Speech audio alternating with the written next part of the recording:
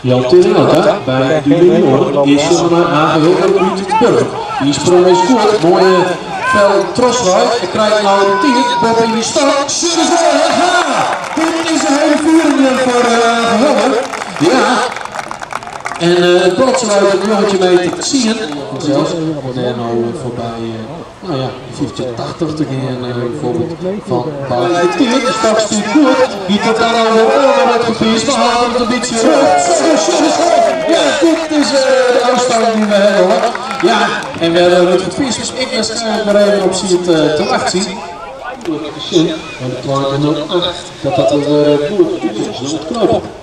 Iets nog maar winnen, of komt toch ja, Wienstra ertussen. Nou, wie zit nou daar, krijgt wel weer de tijd en doet inderdaad winnen. Hij pakt er inderdaad de linie van 18 meter.